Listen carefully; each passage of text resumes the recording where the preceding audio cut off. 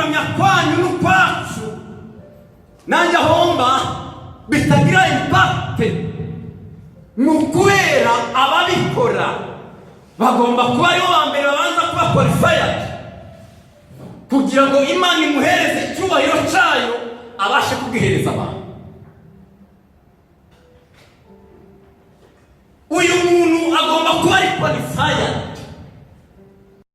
Ndabasuhuje kandi mbazaniye byinshi byo kuri uyu wa 20 Gicurasi 2018 ubwo Rabboni Worshipers nka rumwe mu rugingo rugize GBU Kaminuza y'u Rwanda Ishami rya Gikondo yasezeraga ku baririmbyi bayo bayiririmbamo basoje amasomo yabo muri iyi kaminuza. Nitwa Jody Kankiriho nk'ubusanzwe, gusa ndaza nifashisha amashusho, amajwi ndetse n'amafoto bya Rugamba Junior nk'umwe mu baririmbyi baririmba muri Rabboni Worshipers. Mu ikote n'ishati by'umukara, James Huduma nk'umwigisha yari yabukereye ngo ahereze impamba abagiye ndetse n'abasigaye. Birumvikana ntiyari buze gutyo gusa, aho yibanze ku ijambo rigira riti kuramya kuzana impinduka. Turi kumwe twakira amina? Twavuga amina? Kuramya kuzana impinduka bitangirira kubikora bigakurikiza kuwo bikorerwa. Ni ijambo ringana n'100% by'umubyeyi apfunyikira umwana we igihe agiye kujyaho atamubona. Ni mu rwego rwo kumurinda guhindurwa na sosiyete azageramo. Munyemerere tubishyire ku muririmbyi twumve iyi mpamba Huduma yageneye Rabboni Worshipers. Kuramya ni umurimo w'abandi ukorwa n'abandi. Hari umugabo wavuze ijambo ry'intera ubwoba, ubu mwarimu muririmba hano,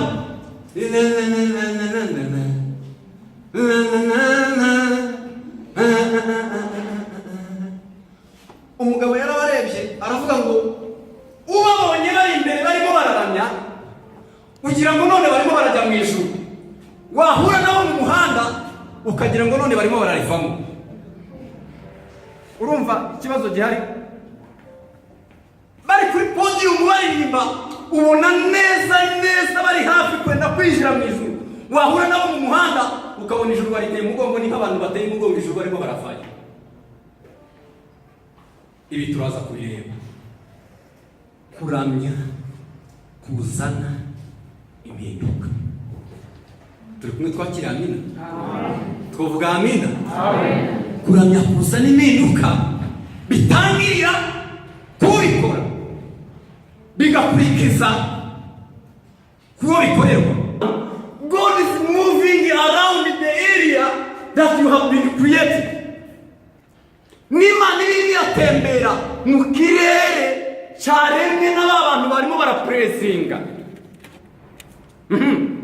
Ninde? Tuvuge haleluya. Cyane haleluya.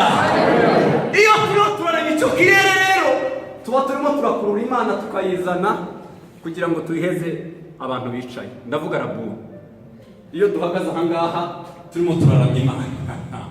Turimo turabwira Imana ngo welcome uce muri twebwe hanyuma natwe tuguhereza abantu. Ikibazo kiriho ni iki gikomeye. Who are you? Urinde wowe kugira ngo Imana ikwizere iguhereze icyubahiro cyayo wahereza abantu. Who are you?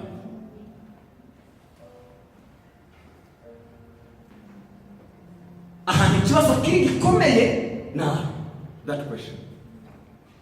Urinde Imana ibasha kugira icyizere uhagaze hano imbere kugira ngo Imana ibashe kukwemera ikumanurira icyubahiro cyayo nawe ufate cya cyubahiro cy'Imana ugihereza abantu. Hakaba hanatanzwe certificate ku baririmbyi ba Rabboni Worshipers nk'igihembo gikuru ku byo bagiye bakora mbere y'uko bagenda. Ni igihembo kandi kirimo no kubashimira ku bwitange bagiye bagaragaza ndetse no kubafasha gutunganya indirimbo yabo ya audio nshyashya.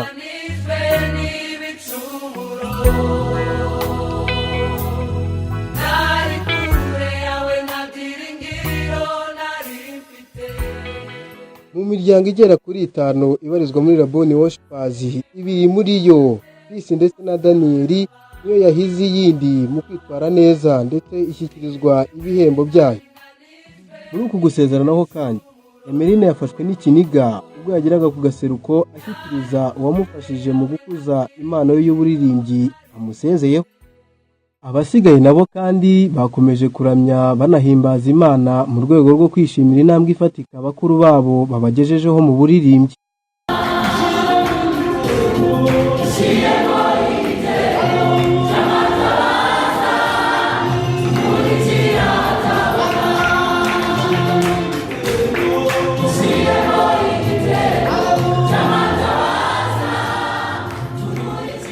Gusoza kandi mu nyemerere mbahimamba nunga mu ry'umuvugabutumwa Uduma Jemusi yagize ati how to praise God.